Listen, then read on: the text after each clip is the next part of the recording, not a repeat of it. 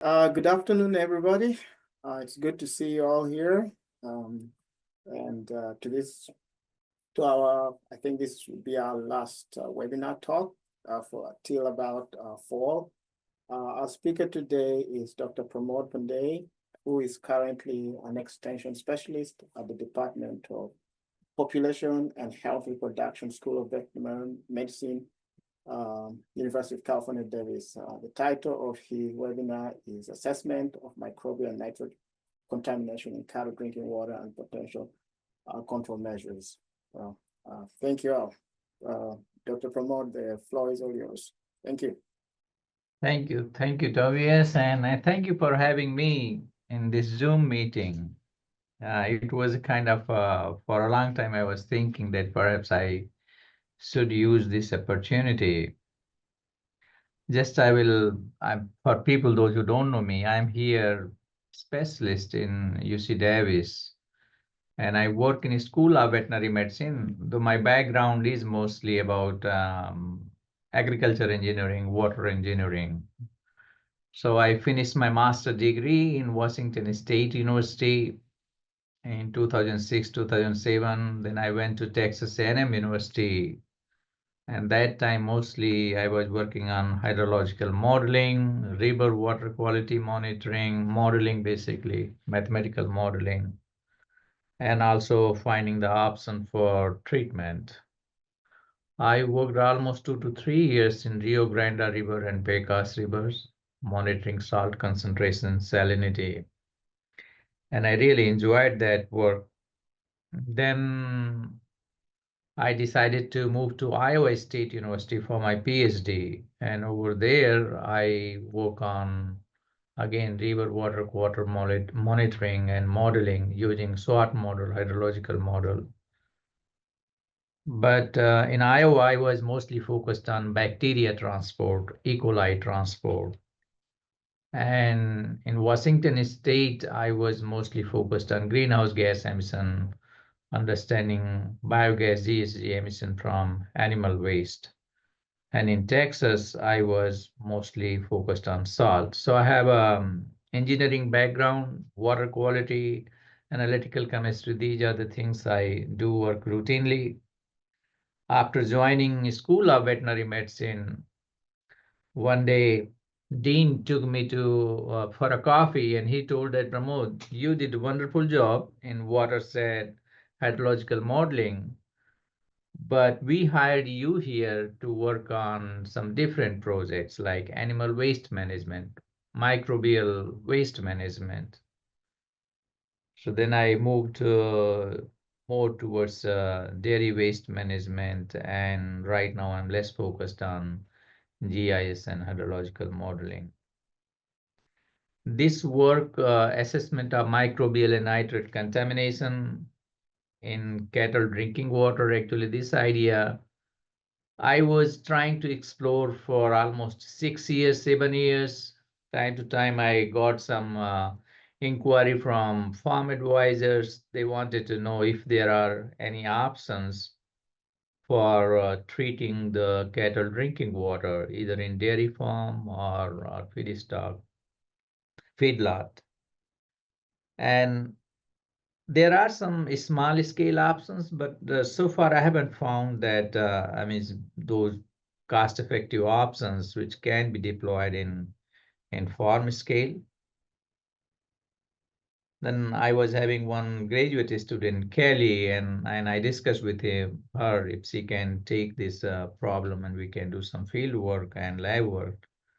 And I was glad that she took a really good interest on that. So Kelly is my master student. She already finished the degree and she has just published one review paper. And that's a good paper. It outlined all the issues around cattle drinking water. The left figure shows what kind of the system which we deployed in the field, dairy farm, and right side is for a situation when we have river water and we are feeding river water or creek water to cattle. So that right side system can be deployed for open water. Let's see. So again, I just mentioned I'm working for a school of veterinary medicine, but I don't have a degree on medicine. Mostly my background is about engineering, water quality monitoring and assessment, and about dairy waste management.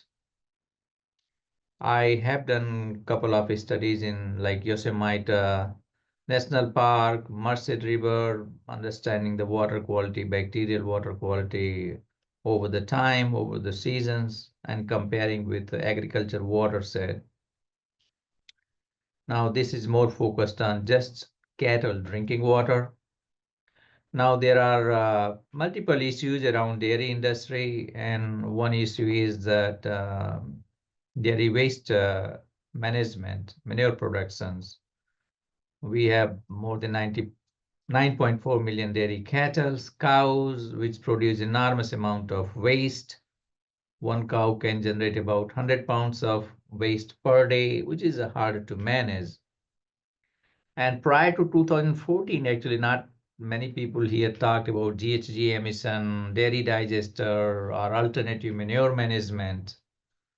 Mostly we're focused on milk quality, feed. But since 2014, when the government started putting money for dairy farmers for installing the digester and alternative manure management, then farmers kind of got interested on those animal waste management.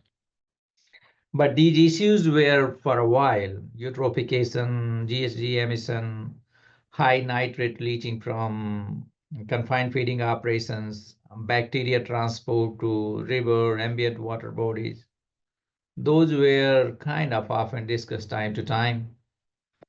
Now, when it comes to cattle drinking water, mostly we rely on groundwater, and very often it has been discussed that maybe we are feeding water with high nitrate pathogens, and that can have a negative impact on cattle.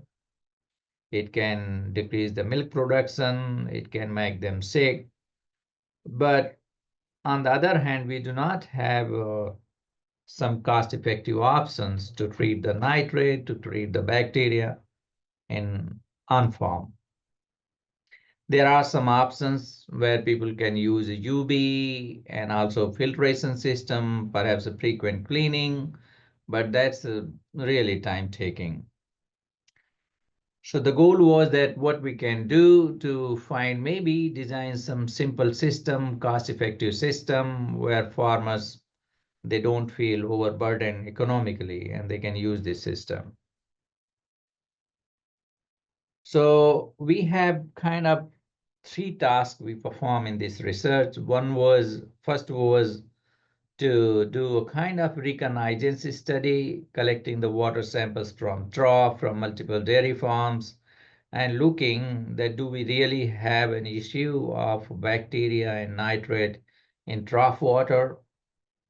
So we collected almost 2 years samples from different dairy farms, different troughs. Second task, what we did is that looking what kind of media which is easily available and what are their efficiency for removing the bacteria, removing the nitrate. And the third task we did is designing some simple system, deploying those system in dairy farms and looking how they are effective, what are the problems, how we can improve. And these are still, I would say, at preliminary level because we did not get a big funding to design like bigger scale system. These are type of troughs which we use to collect the samples. Very often you see these troughs in dairy farm. And often these troughs are outdoor, so it's hard to maintain the cleanliness. You can see in the center, a lot of algae is attached with those troughs. Now, right side is this one is the plastic one, which is maybe you can say it's a little bit smoother surface. It is easy to clean, but again, it heats up water very quickly. And these stone-based or concrete-based systems, they usually, I mean, they keep cool water, but again, the algae growth is higher in this kind of system, especially in summer month. So that was our first task, looking the level of nitrate and bacteria in different troughs, finding if there is any issue. Second was lab scale experiment. We use solid phase extraction devices, column-based study to see how we can remove the nitrate, bacteria, and also we have sophisticated equipment and chromatography that is the very latest to monitor the ions, anions, and cations in raw water, basically trough water, and also after filtration. And at the same time, we analyze the bacteria using USCPA method that is called a membrane filtration method. And these were the third step that whatever the learning we did at the lab scale, we deployed into the field. One objective was that we don't want it to interfere their farmers' current practices. So on the left side, you see that this is basically existing system, but these three valves we designed actually, 1, 2, 3, and that was to bypass the water through our filtration system and then putting back here in the right side valve. And then again, this is usually these valve or ball, floating valve. When water is low, they open the valve and water flows to the trough. So we did not enter the end part, but in the middle, we installed these three valves. In the center, you can see that one tube is coming. This is inlet, and then it is going through this filter system, which we designed. And again, it is putting back into the line. So it's a kind of in stream. Farmers, they don't need any too much readjustment of their drinking water supply, cattle drinking water supply. These are like visuals. Another experiment what we did, that how to do the circulation of the trough water. So you can see here, this is a filter system, and we are recirculating the water. This is inlet and this is outlet, putting back into the trough. Initially, we have this kind of floating material, particles, substantial amount, but once we did for 5 minutes of recirculation, then all these particles and dirt actually got cleaned up. So there are three ways. One, you can put inline when the water is coming from the main line, and before entering into the trough, it can clean the nitrate and bacteria. Second is that we can do recirculation of trough water. So then I will talk a little bit about first objective, what kind of results we got. So we have collected about water from 62 troughs from multiple dairy farms, and those dairy farms located in Stockton, Modesto, and Merced area.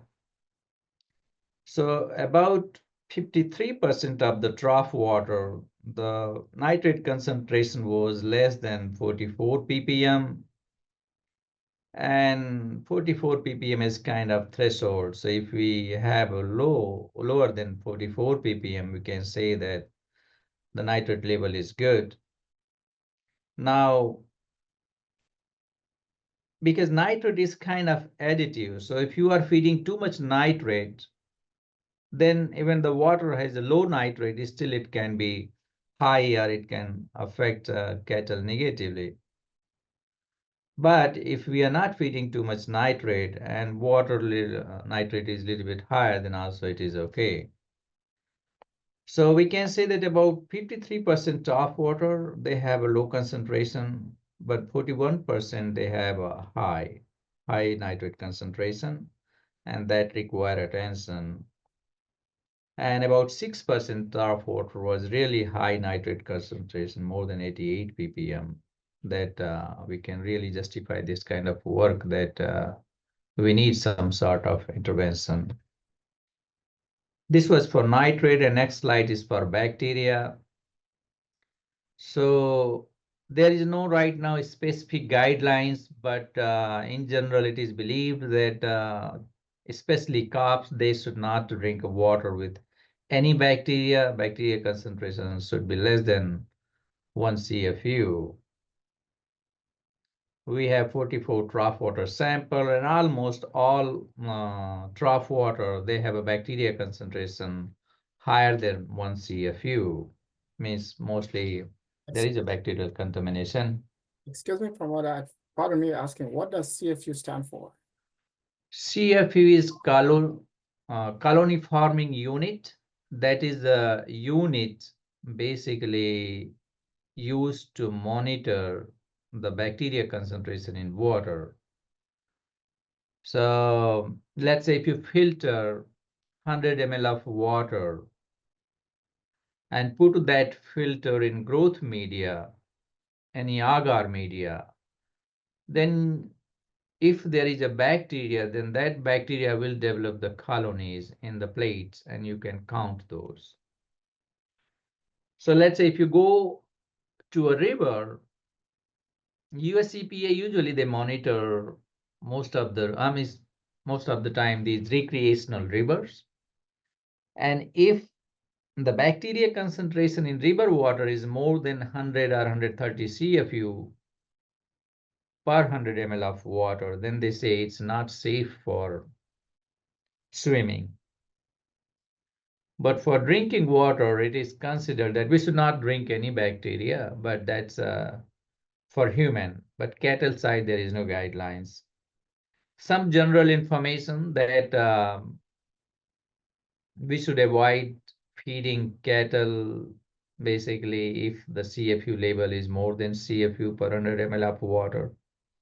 And we found that almost 89% of the samples, they have a high bacteria concentration, and 59% of the samples, they have more than 200 CFU per 100 ml. It means even that is not even for swimming purpose, that's not good. Forget about drinking. So I think we can say that nitrate level is, of course, certain numbers are high, but bacteria was more concerning, because most of the samples we found, there is a bacteria, and certainly 59% of the samples, they are really high bacteria concentration. Now, the one issue is that, and one question is that from where this bacteria comes. So for that, what we did, we perform another experiments. So in each trough, we collected the trough water, and also we collected the faucet water. So in that way, we can know that if this trough water contamination is coming from the dairy farm or from the groundwater. And we found that majority of the bacteria concentration is basically coming from the cow itself. When they are drinking, they have mud, they have a manure in their mouth, and they dip again and again. So then, let's say if we are cleaning just groundwater, that may not be enough. We need some kind of intervention in the trough, recirculation or frequent cleaning. Second part was selecting a different types of media, activated carbon, wood chip, sands, clay material, and looking what could be the most effective material to remove the nitrate and bacteria concentration. These are like pre-existing system, pre-research, you can say. So reverse osmosis, distillation, ion exchange, these are the common technique if you want to remove the nitrate from the water. For bacteria, you can use hydrogen peroxide, chlorine, UV light, or frequent cleaning that can also have certain effects. If you want to control the algae in trough, you can, goldfish, these are just some preliminary study. But again, frequent trough cleaning is one of the most viable option, which is very difficult to do in the farm, very difficult. This was a lab-based study. So this was the system where we created the negative pressure and put these columns with different types of media. And we were passing the water, trough water, as well as also simulated water with a different type of nitrate, different level of nitrate, and looking at how this media is effective to remove the nitrate. We have tested sand, activated carbon, bentonite clay, and wood chip. These are the information preliminary. So again, it is very important to know that from where the clay is coming. So one round we got a clay from Sigma, Fisher Scientific. And finally, when we did the filtration, we found that after the filtration, nitrate is going upside, which means that soil itself, clay itself has a high nitrate concentration, so it was leaching. Sand was basically not very effective for the nitrate, but it was effective, not super effective, but it was effective for controlling the bacteria. And activated carbon. So we have tested two types of activated carbon. One was in the powder form, another was in granular form. And we found that if it is in the powder form, it really does very well on taking out the nitrate as well as bacteria. Granule form, it is more suitable for bacteria, but not so effective for nitrate. Again, all these media can be modified because our system was very basic. We wanted to reduce the pressure drop. When we put too much powder activated carbon, pressure needed to move the water was too high. Wood chip, we do not need too much pressurized pump or too much pressure to pass the water. So each media, they have their own advantage and disadvantage. These are some results for PAC means powder activated carbon, GAC means granular activated carbon.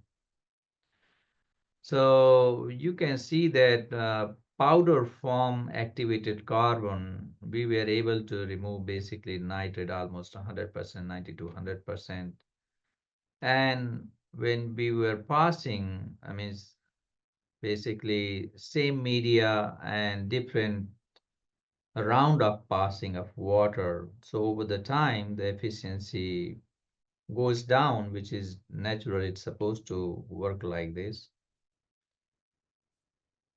So powder form was the best in terms of nitrate removal. And right side is absorption capacity, depending on how much weight we put. And again, those parameters are very good when we're designing a large scale system. And these are some scanning electron microscope and transmission electron. We wanted to know what is the fundamental, how it removes the bacteria. So these activated carbons, they have these holes, traps, basically. So these are the most likely the plausible region where the bacteria get trapped, and also they have a little bit porosity, and also it binds depending on the charge. So for example, nitrate has a negative charge, and activated carbon, it has a positive charge. So it binds those nitrate. So the charge could be a main reason to remove the nitrate, but I think physical intervention, because all these, they have a micropores and bacteria size is more than 2 micron. These pore size is less than 0.45 micron.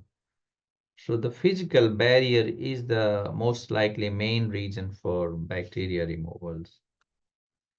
Still, we are working in this direction. And this was a kind of as I mentioned, For field scale experiment, it was not easy. So first we did in here nearby Puta Creek. We recirculated river water. We wanted to see how it works. Then also we created artificial trough here in School of Veterinary Medicine, did some recirculation study, and then also we did a final study in dairy farms. So these are some results when we did experiment in Puta Creek. So we found that perhaps granular form activated carbon may not be sufficient for nitrate removal. Bacteria we were able to remove. When we did experiment in the lab with the simulated trough water, we found that perhaps the mixing sand, PAC, and also some wood chip can be a better option. So we don't create too much back pressure in the pump. But again, it requires a little bit further work, optimizations. On-site experiment, we find that pack those columns pipe, which you saw kind of like simple design with wood chip.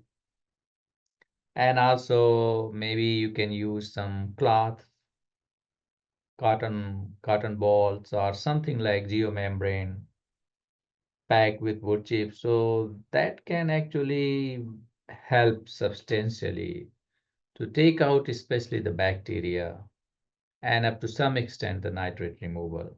If you want to remove the nitrate from those cattle drinking water or groundwater, then perhaps we really need a powerful pump, because if we are using powder form activated carbon, it causes the back pressure and a little bit longer column. But it's possible, and it will not cost too much money to dairy farmers because they have like one groundwater pump and several basically diversion system, and each pipe is going to trough. So we can design system for each individual trough, and also if you want, we can design one centralized system for one farm, and those things can be done.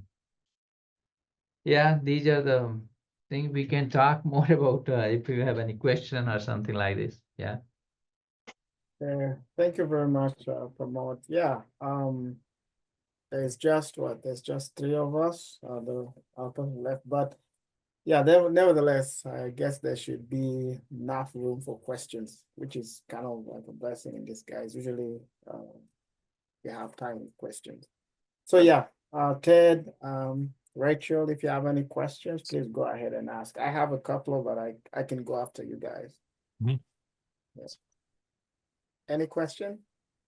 I had one question. I'm just curious to hear a little bit more about the actual dairy operations and sort of this, I guess, sort of the scale at which, yeah, I guess number of cattle. I don't know how you characterize the scale of dairy farms, and if you think there are, I guess, one, do you expect some of the issues with nitrate and bacterial, contamination to sort of scale with farm size, or are there going to be issues sort of regardless of farm size? And then similarly, I guess on your sort of solutions, are there sort of scale considerations that you've thought about in terms of deploying these? Are there certain sizes, dairy sizes that which these would be, more appropriate, less appropriate, or more expensive or less expensive? Does that make sense? Yeah, thank you, Ted. So, like if you go to Tulare and Bakersfield dairy farms, they have maybe 2,500, 3,000 dairy cows per farm. But if you are in Stockton area, Escalon area, Mercer area, here around 1,500 to 2,000, some they have around 1,000. Now, even you have a 500, let's say for example, 500 cows, still you need 3 to 4 barn where you do feeding, and you have this trough system where you put the trough, You pump the water and cow come by itself to drink the water. Now, in terms of bacteria, because cows, they are going and drinking. So most likely bacteria contamination, I wouldn't say that it depends on the scale of the farm, because each 120 cows, they have at least one trough to drink the water. So I wouldn't say that there would be a much difference if that in bigger farm they don't have bacteria. As long as cows are drinking water from those troughs, most likely they will put some dirt and there will be bacteria contamination. In terms of nitrate, and nitrate is also coming from manure also. Now I would say that one of the interesting study could be that looking the nitrate concentration in different geographic locations. Our this study was kind of with a limited budget. We focused mostly on Modesto and Escalon area. I don't know that nitrate concentration in trough water in Tulare, Bakersfield, or North Side. But regardless of the geographic location, no matter you collect the manure sample from Tulare or Hanford or from north of California, manure has about 10 to power 7 to 10 to power 8 CFU per gram of per gram of manure, 10 is bacteria concentration. So I think that bacteria concentration may not be influenced by the farm size. Nitrate concentration is also most likely not, unless they have some kind of treatment system. But geographic locations may have some impact on nitrate concentration in trough water, because groundwater somewhere may have less nitrate, somewhere they have more. Thank you. Yeah. And you mentioned about the designing. Right. So, because we, at this moment, we just focused on the trough, and one trough is dedicated for at least 60 to 100 cows. And I don't think in California there is any dairy farm which has less than 100 cows, maybe one or two. So this study is equally useful for a smaller farm as well as for larger farm.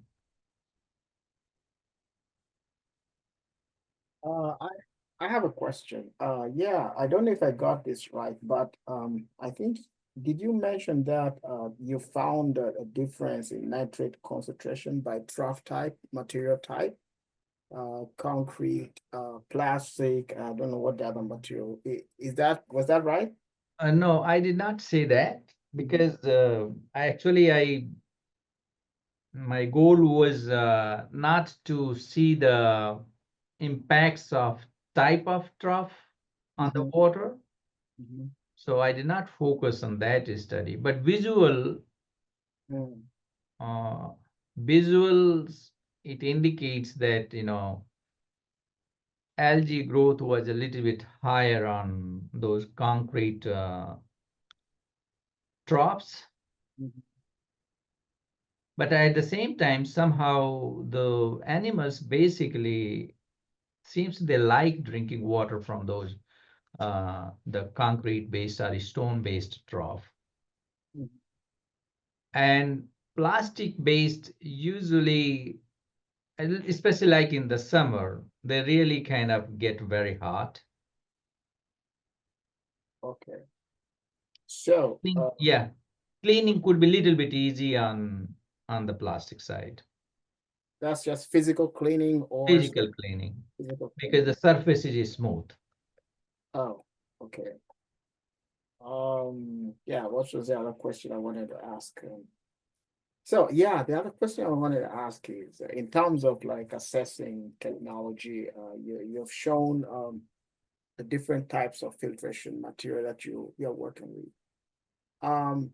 I don't know what your opinion would be on what I would call like demand drinkers. I don't know the ones I've seen, at least is it in poultry, where they have some watering devices whereby the animal has to activate some sort of valve so a certain amount of water flows the water from a clean source as opposed to water which is pooled within the environment for a long time. I don't know if that is something that maybe the industry has given thought to, considering that this is probably a huge problem. Thank you, Toby. That's interesting. Yeah. So let me show you here, for example,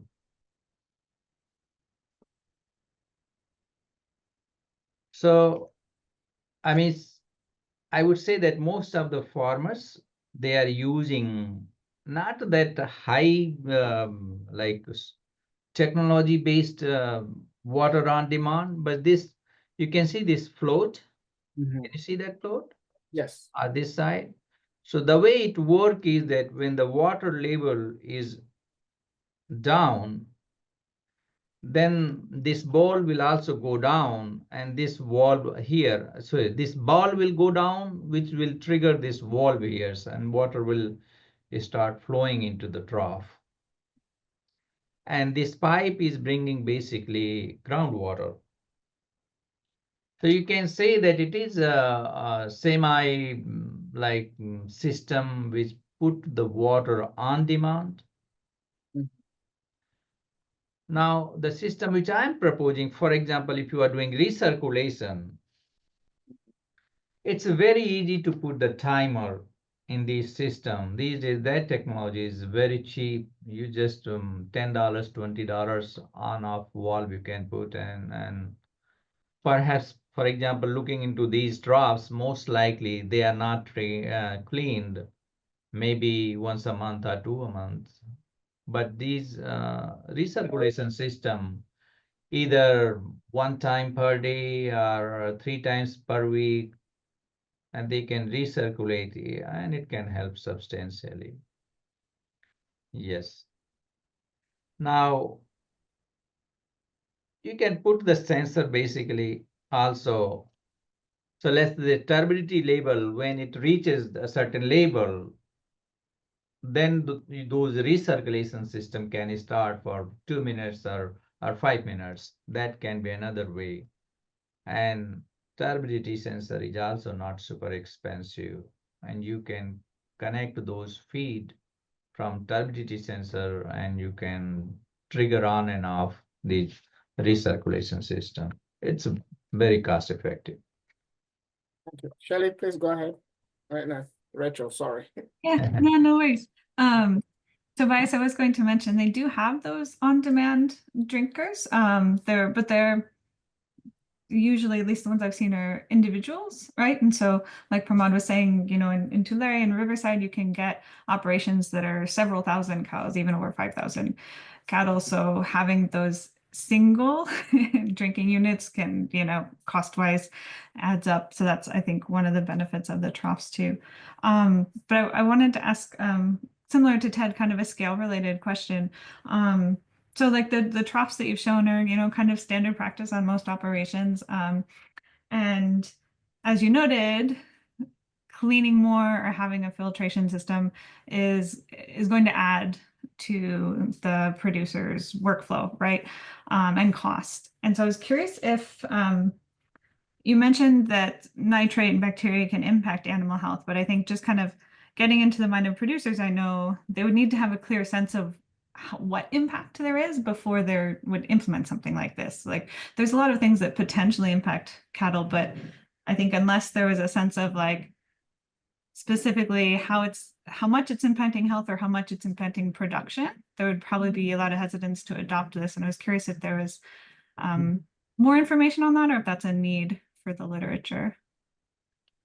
Yeah, so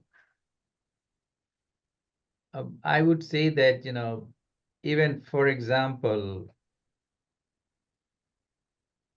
we have a recreational water guideline from US EPA, which suggests that if a river water has 130 CFU per 100 ml. We should not swim in that water.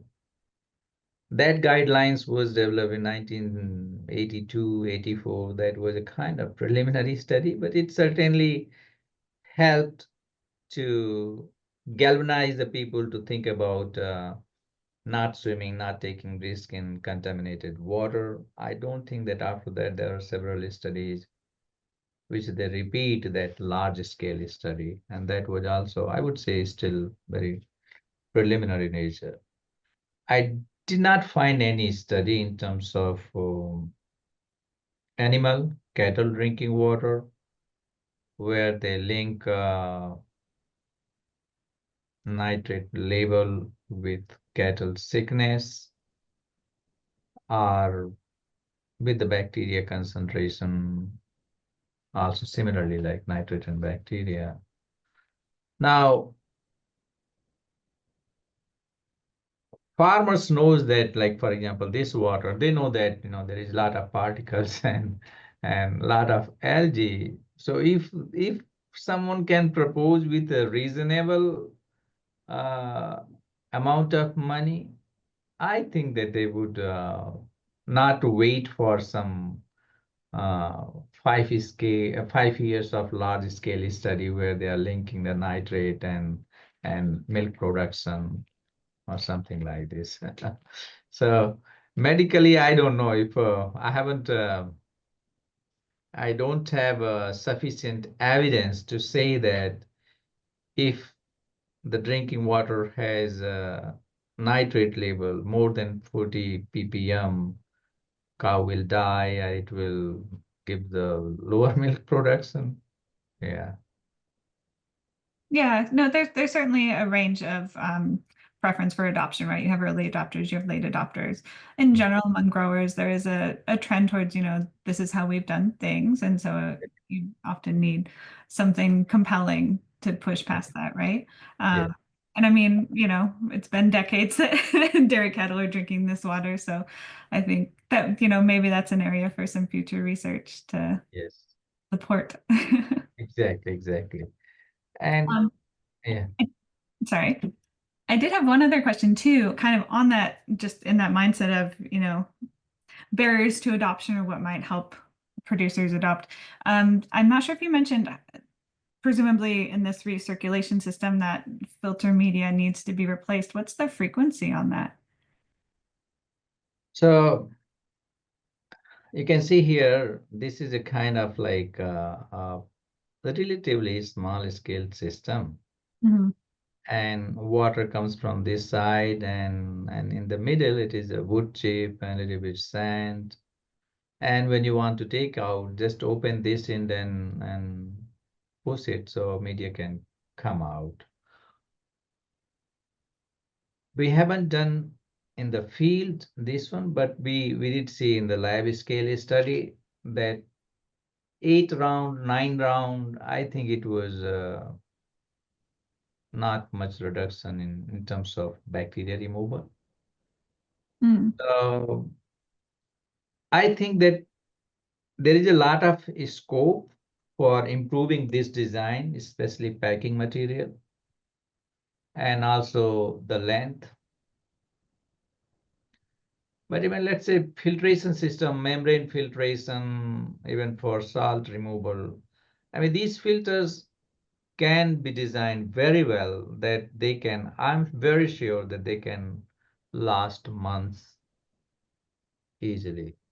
Several months they can last. And also, if the material is like something organic or like wood chip, then disposal is not an issue. In fact, they can just push and put in dump somewhere or in their field, so that will not be an issue. That's why we wanted to focus something media which can be locally kind of received or retrieved and also can be disposed. Sure. Thank you so much. Oh, go ahead. My question is, yeah, you mentioned nitrate as nitrate in groundwater as a potential source of the nitrate which is coming to the system.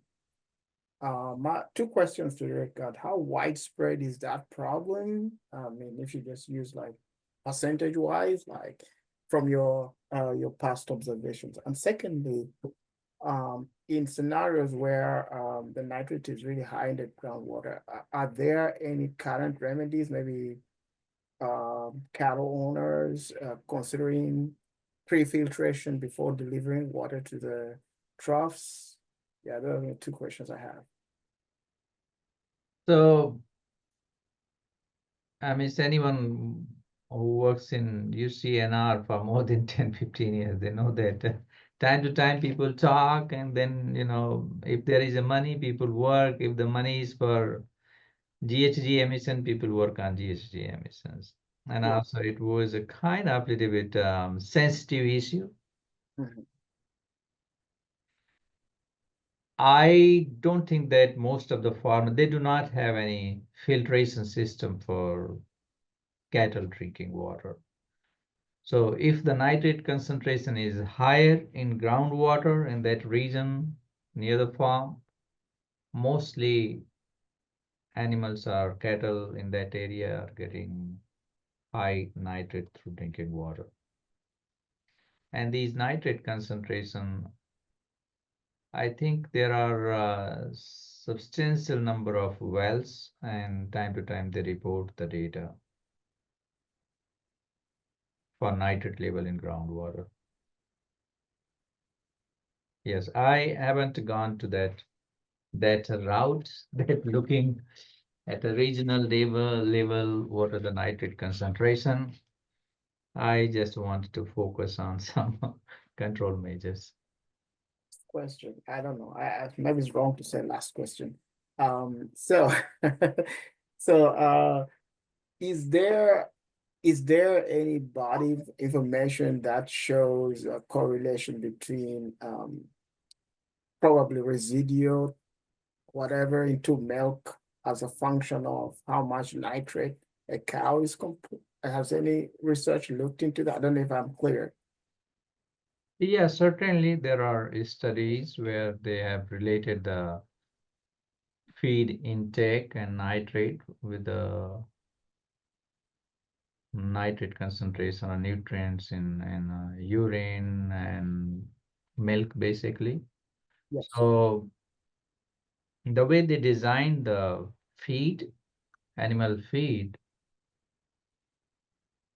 that research has done quite a bit, a lot of nutrient modeling, where they relate the milk production, fat, milk quality with the feed. So Yeah. I guess in very simple language, like would should a consumer be concerned about the milk from cows which are drinking high nitrate water? Because I know for humans, nitrate is well known, like just avoid high nitrate water. So what about drinking milk from cows which are potentially coming from high nitrate? Yeah, so it's a similar system. If nitrate, high nitrate is considered dangerous, I would say the unhealthy for human, the same concept applies for animal too. Mhm. And especially for baby cow or calves, it's more unhealthy than adults. And again, it has to be like feed and water. So far, animal side, they have more focused on feed nutrients. But I think that they should also consider the water side to have a more clear picture. Because if you are, cattle usually they drink almost 15 to 20 gallon of water per day. Human hardly drink 1 gallon, or maybe like less than 1 liter, 1.5 liter per day. So if it is unhealthy for human, most likely it will be unhealthy for cattle. And milk is about 85 to 90% is about water. And our body, our human or animal body, cannot absorb so much nitrate inside the tissue or inside the body. Well, thank you. I don't know, any, Rachel, Ted, anyone question?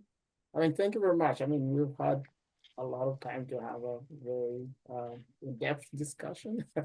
And pardon my questions if they're coming from a place of not knowing much. Yeah, thank you. Great talk. It was very interesting. Yeah, thank you. Thank Rachel, you. do you have any question? Rachel? No, I was just going to say we needed to have someone from a creamery on here because I Mhm. Tobias, from your nitrate question, because the processing milk before it hits consumers is actually a pretty complicated thing, and I realized I didn't know if there's any attention to nitrates. So we needed a creamery processor on here. And situations like right now, for example, we have avian influenza in dairy farm. It's still there? Yeah, it's still, but like I would say that sometimes, the issue is too long, then people think that, I mean, that's okay. On that side, when this kind of issues, then I think that the most effective is that sanitation and maintaining the cleanliness in the farm and water, animal waste management. These are crucial intervention strategies actually. So when it comes to bacteria, I think that that can be a great way to improve the water quality, cleaning the trough water more frequently so that it doesn't get too much bacteria contamination inside. Yeah. Well, thank you very much, Pramod, for talk. It's very beneficial, at least for us who are here physically. We'll have it recorded, of course, and uploaded to the our YouTube page, and I'll send you the link. Thank you. Thank you, Rachel. Thank you, Ted, for coming. And Tavius, thank you for inviting me. Bye. Thank you. You're welcome. Thank you, Rachel. Thank you, Ted. Bye. Thank you, guys. Bye, all. Yeah.